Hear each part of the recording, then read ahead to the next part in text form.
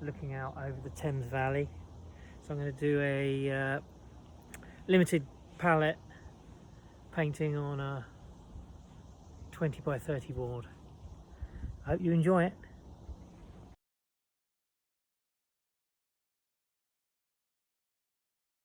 Cadmium red, permanent magenta, cadmium yellow with a bit of lemon yellow next to it. Got Piffalo blue green, cobalt blue and French blue and titanium white. So also using Robertson's glazed medium and one of these, which is some brushes I've recently been recommended by my friend Michael Richardson, and they are interesting and great for edges and almost sculptural. I'm just mixing up some glazed medium, some cadmium yellow and some magenta. Get a kind of cerulean, a golden colour. And I'm going to sort of work out where that path's going to come and end.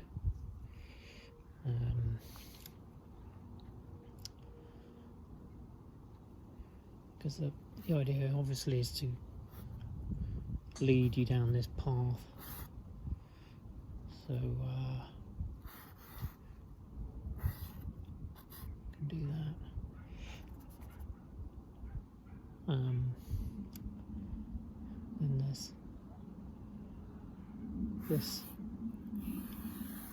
horizon line here.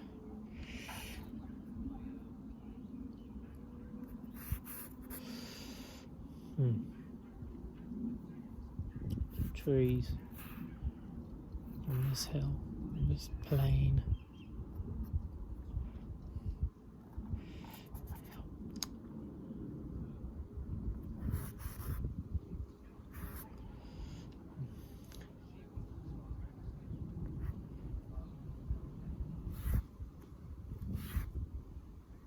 So this hill is going down like this, pretty steep angle, 30 degrees about, and then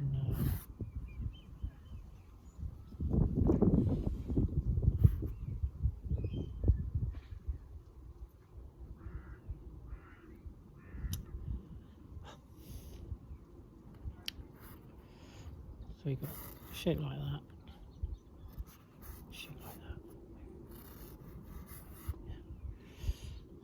Foliage, bracken all on there.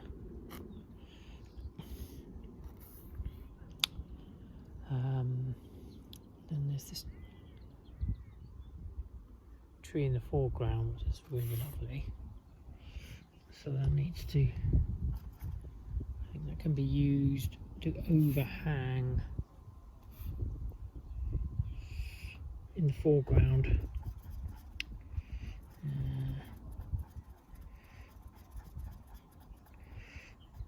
Add a bit of red to that so that I can see the different planes of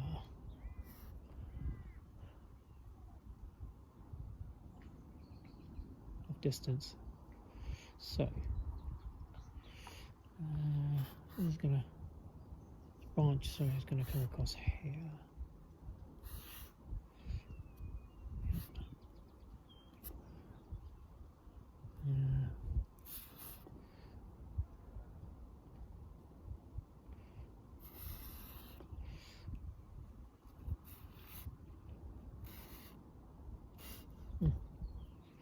Right.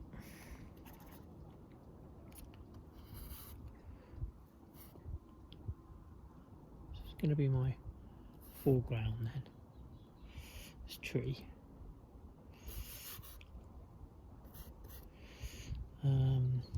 these bushes. Actually, maybe.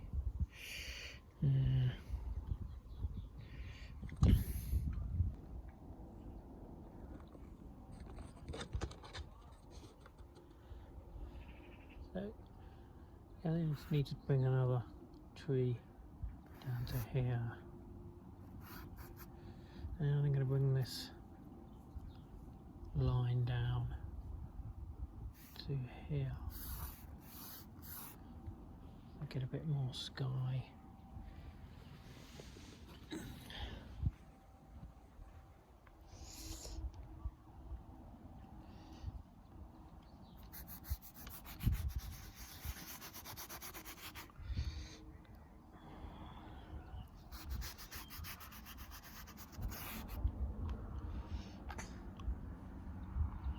Get rid of this silly bit of string here.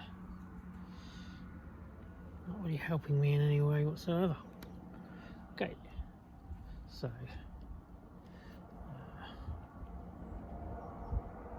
I've got that shape of in the sunshine, and then this is in the shade. I've got to decide, because there's a lot of clouds, whether I want a split painting with half shade, half sunshine, whether I want to wait for that cloud to move and then have it all in sunshine. I guess I can decide that in a while. Some tree coming in here, big branches here. Okay. Which is more of a foreground tree there.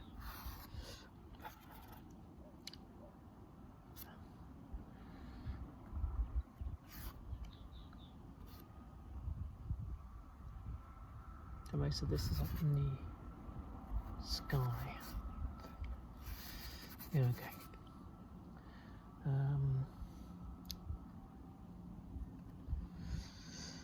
So there's some more shapes of bracken on this hill.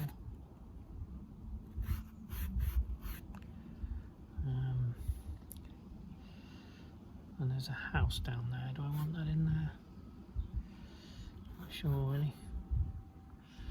Put it in, I suppose, for now.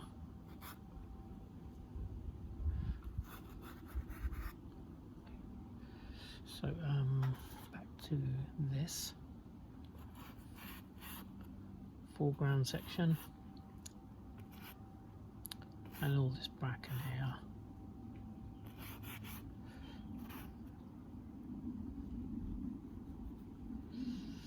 And then there's a nice shadow actually being cast by this tree onto the grass here.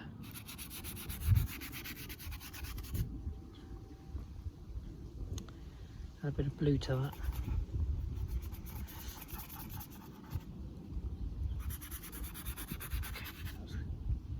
Shadow there.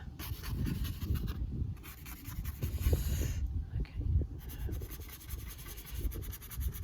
Right. So now I've got all of it in sunlight, which I think is probably better. So I need to quickly start putting in some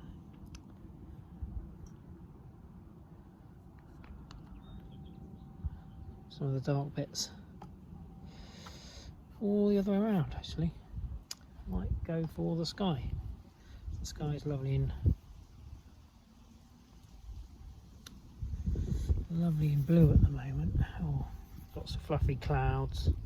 I think it's a good time to put that in really, before it changes or greys over or whatever it's going to do this afternoon.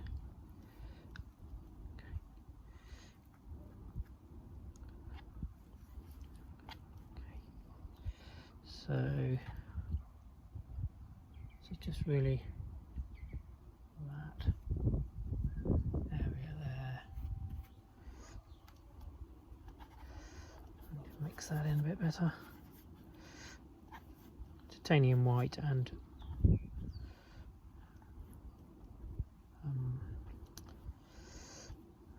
French blue.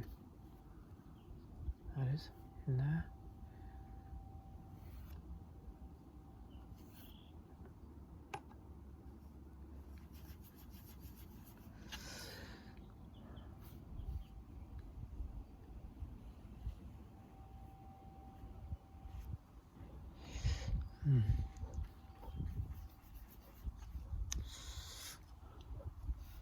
Sometimes it's difficult to not get the line drawing paint mixed in with this very pale blue sky. Anyway, I suppose as long as I got some of it on there, I'll be okay.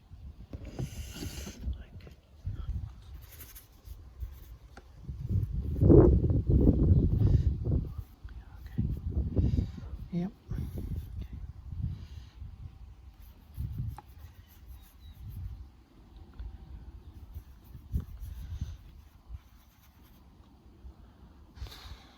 You sort of bluer bits up there. Some of that red's come off. It's not ideal.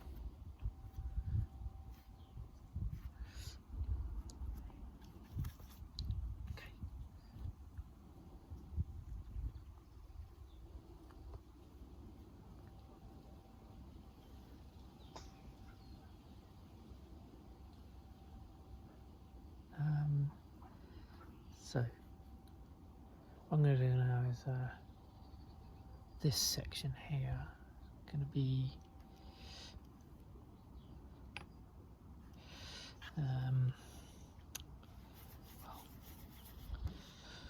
fair amount of French blue, fair amount of red in there.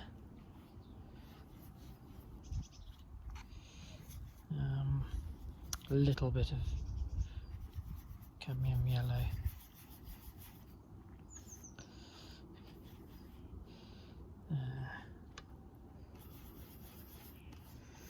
So, I mean yeah.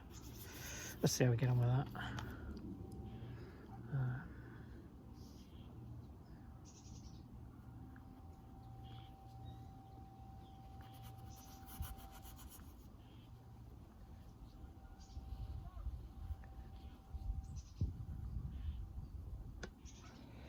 A little bit of magenta in there as well, I think.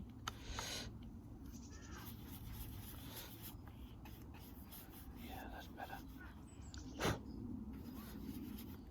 A little bit of magenta in there.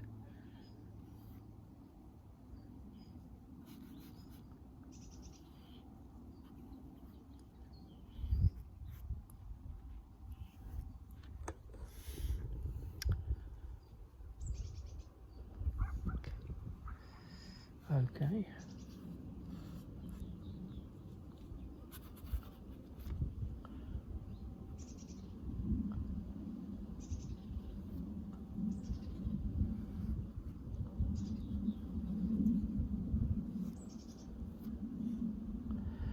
So what I'm going to do now, so these trees are a bit nearer. I'll put a bit more yellow on the trees. Add a bit more yellow to that mixture.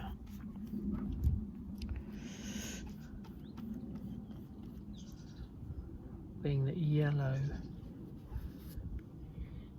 doesn't travel as far as red and blue.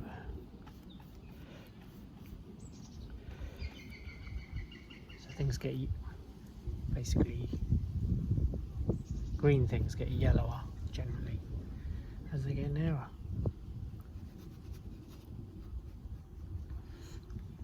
Which helps to get that sense of distance.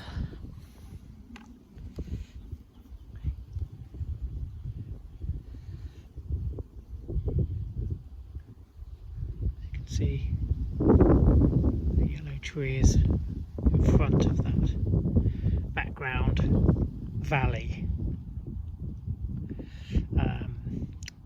And then as I get nearer,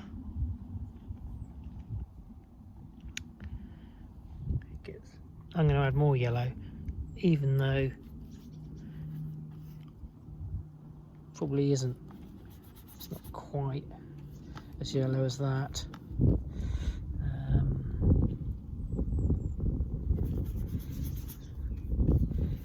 It's sort of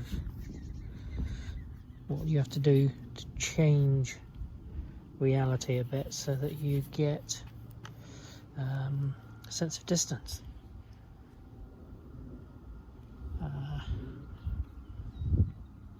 Yeah, which you wouldn't get. You don't really. Well, the camera kind of cheats, I think. Talk about that later.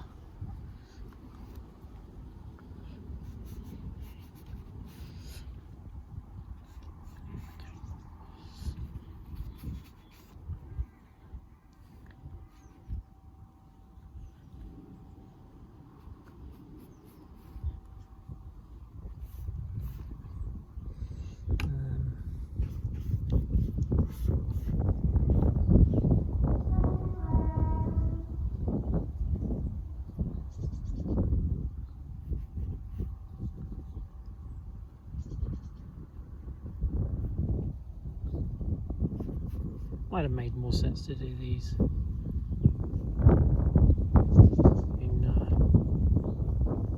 more of an ochre colour. Anyway, doesn't matter. It has dried actually, that red line, more or less, so it's not, it shouldn't mix in with this green.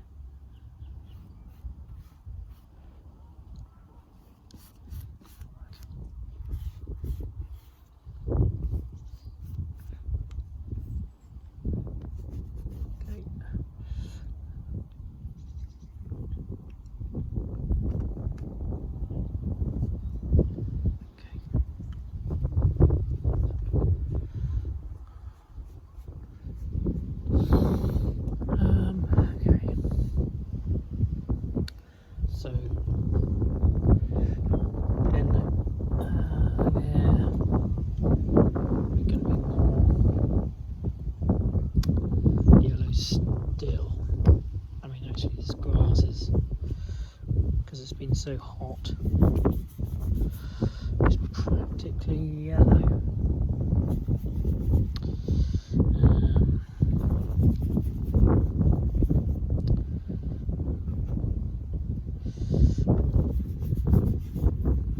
So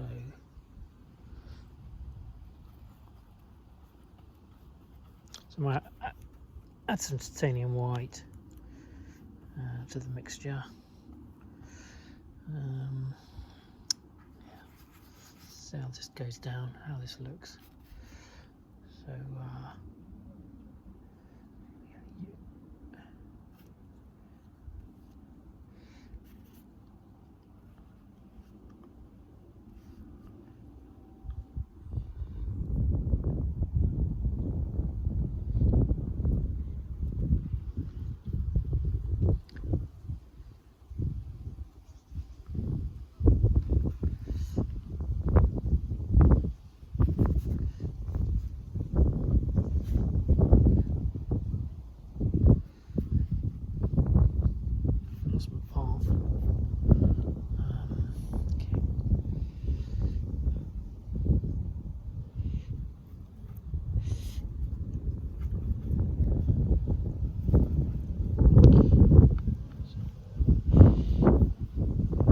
so a bit less yellow,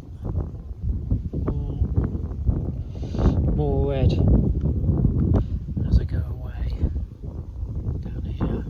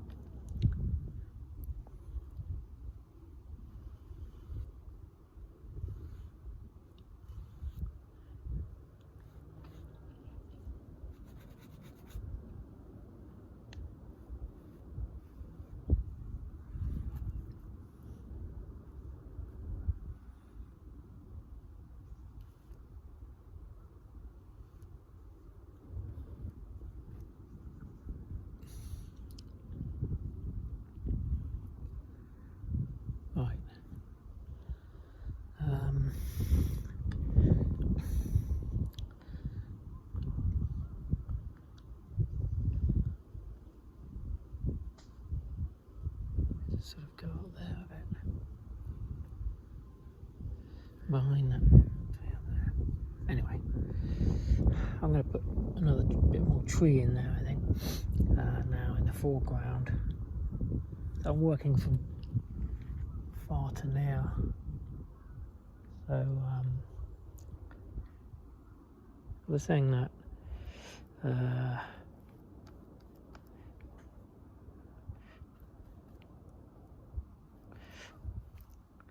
so there's some trees.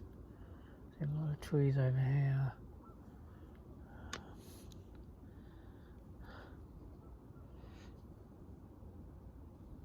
Actually, maybe I'll leave that as the trees.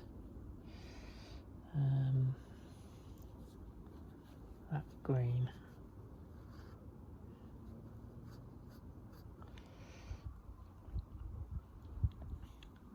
Just put this in as the fields. That'd be better. So just gaps between the trees. So I'm basically cutting out the trees by painting around them, painting the field in.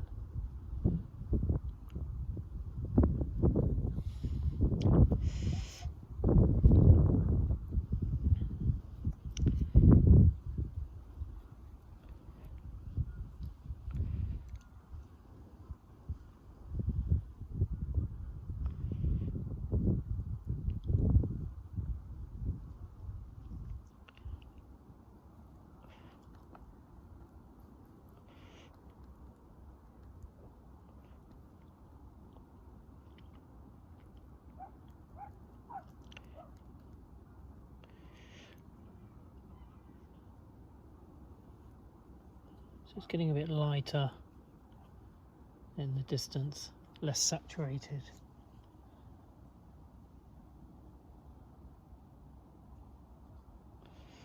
Over there.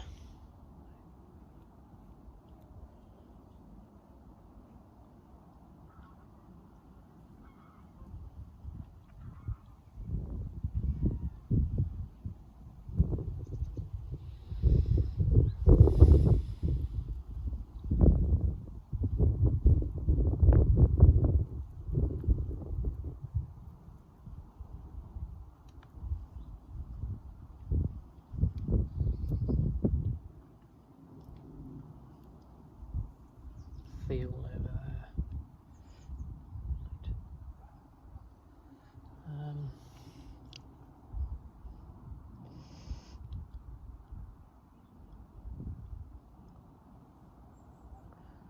Okay. So what I'm going to do now, stop this. Just going to put a bit more of this.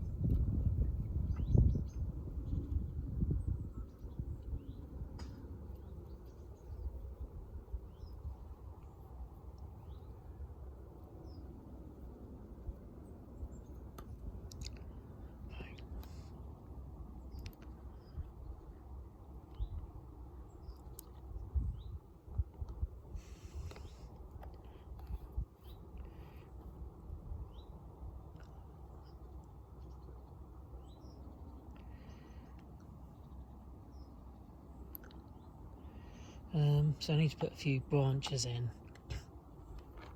What I'm going to do, try this brush, which is enormous. It's a flat brush, but let's add a bit of red to this.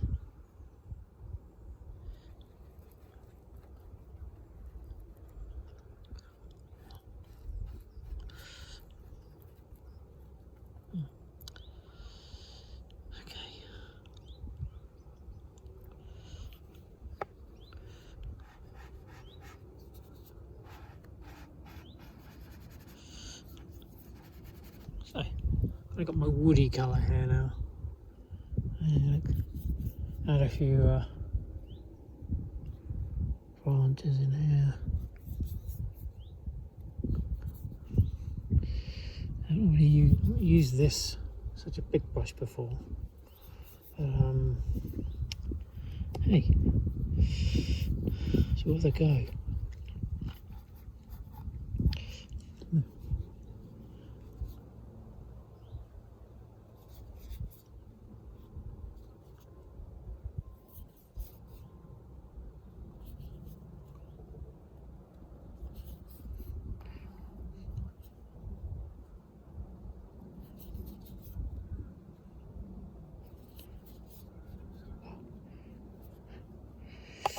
It's a little bit too big, I think. Anyway.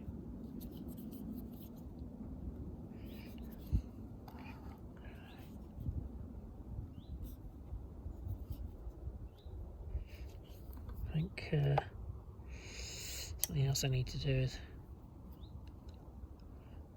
lighten that area there. That's not quite working. Not really. What sort of palette do you usually go for? Go for wild everything. Wild everything, do you say? Yeah. Do you mean colours wise? Yeah. Very minimal. Just CMYK or RGB and white.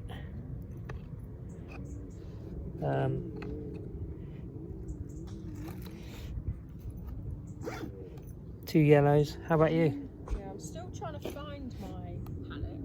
Yeah. And I change it quite often, and I bring way too many paints for what I need, and then never see myself. Yes. Because there's some days where I'll come out and it'll be such brilliant sun that I'm like, well, of course I have to bring my permanent green, and I need to use that because it's just amazing. Yeah. And then other days it's Yeah. it's softer. Yes. But normally I try and limit myself, so I have one blue, one yellow, and then a pink rather than a red. So I like to use Grinter and magenta. Yeah, that's what I've got here. Yeah. Yeah, that and red I have. And then white, brown, and black. Yeah. Deciding which of the blues and yellow combinations to use, because obviously they might have such different results. Yes. There's a million and one different combinations, aren't there, really? Yeah. And I guess comes down to that's a personal choice, isn't it? To some degree.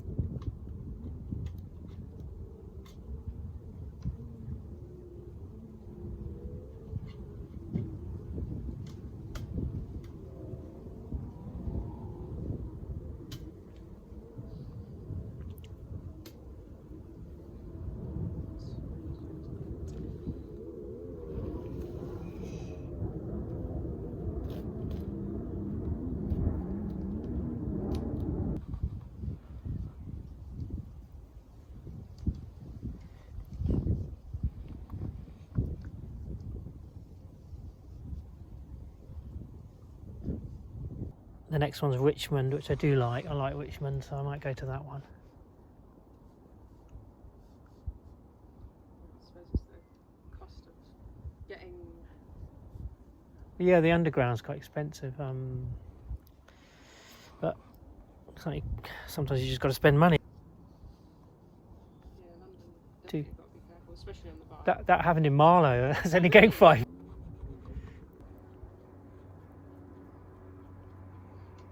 it'd just be fun. Yeah.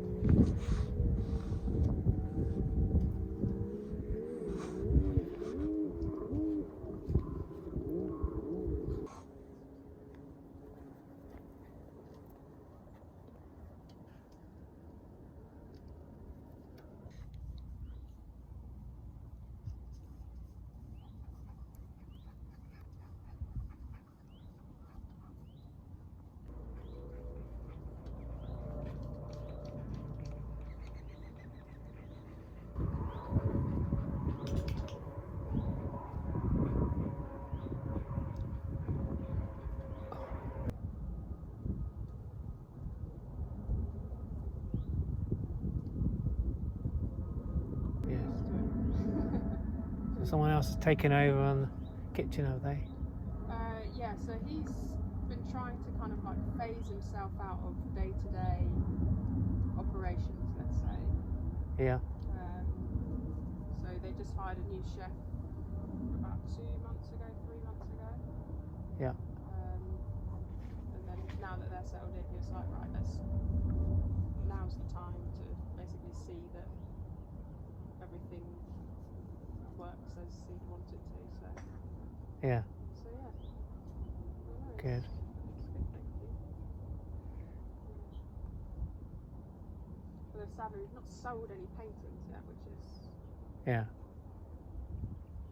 sad, but equally first time doing it, so Yes. with new artists, let's say. Because the other people that had been there had made their work on the walls for a long time. So Yeah. I think people kind of got used to seeing them, I don't know. Yeah.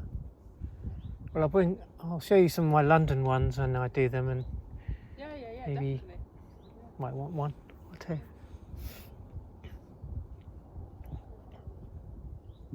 A lot of people who live in Marlow or work in Marlow have lived in London. Yeah.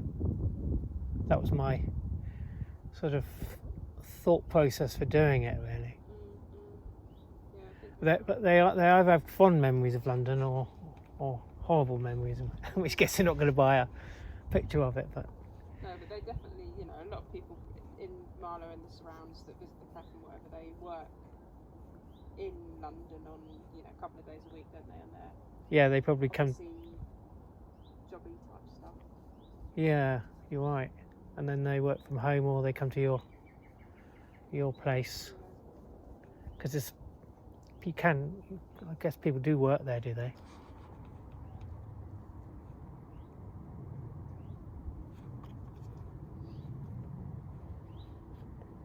I think maybe I can bring that path out a bit, make it a bit more defined, do you think?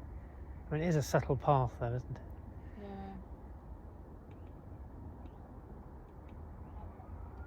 No, I wouldn't say it needs more definition, because the fact that it's less is, you're drawing the attention here to what's Yes. happening in the Yeah. in the form.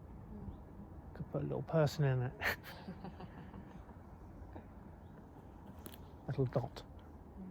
Little dot at the end. Do you use mediums then to help your stuff dry? I've got this stuff. What is it? It's called glaze medium. It's it's good. Yeah, because it's It's definitely really strong. Yeah. Yeah. It's amazing how seeing just two very, very different working styles Yeah. as well. Great. And I admire your confidence. It's Thank just you. So this is acrylic, yeah? Yeah, I like it working in acrylic. Yeah.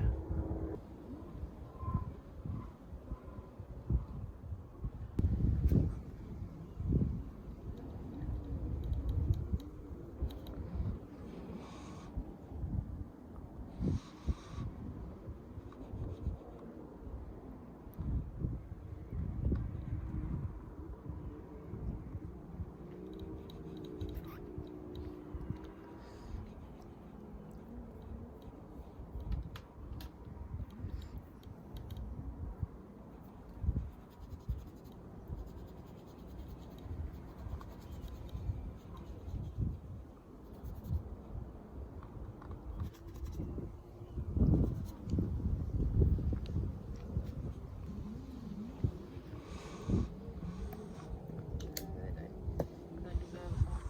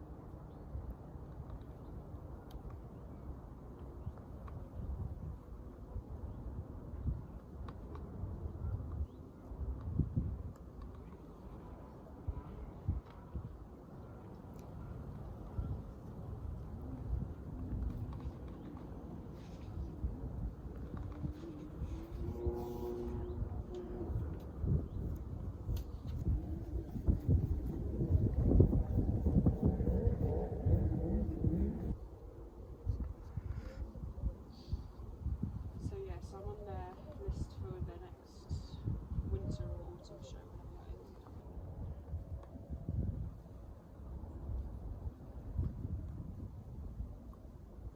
Will draw people that are Yeah. looking for I don't know. But it's one of those things that you kind of have to do, you know? Yeah.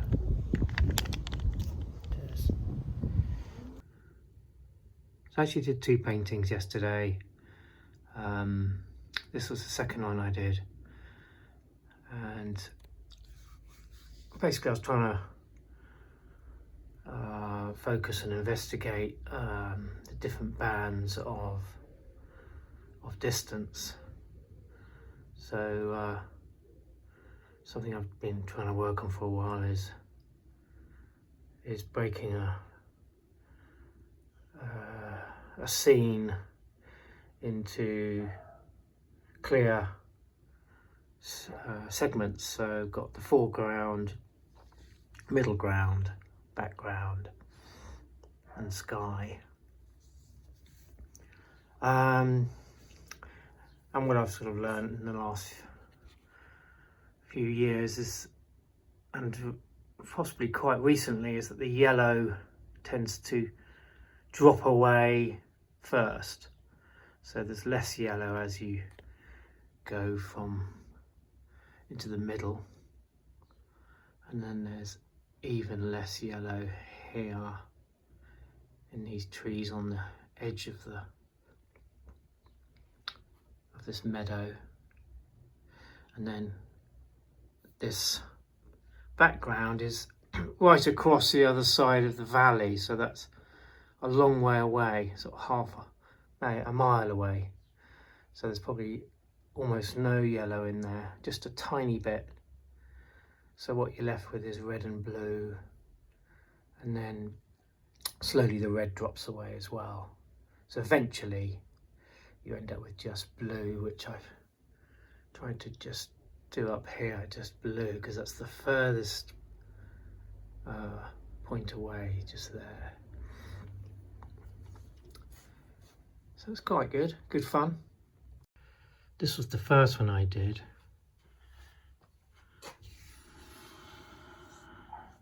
I'd have put more time into this and a lot more detail in the foreground, so I think it's probably better than the other one. Less extreme changes to the bands of distance. So this hill over here, which is, as I said, a good mile away, hasn't lost all its yellow, but it's just got a lot more blue and red in it.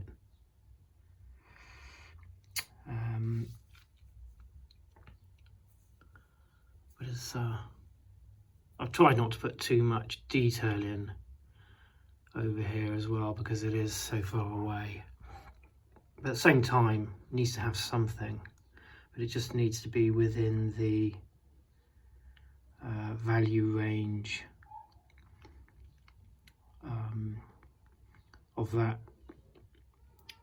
that band, which as well is a lot less saturated than what's going on right here in the foreground, which is the most saturated, has the most yellow in it. I enjoyed that, watching this video.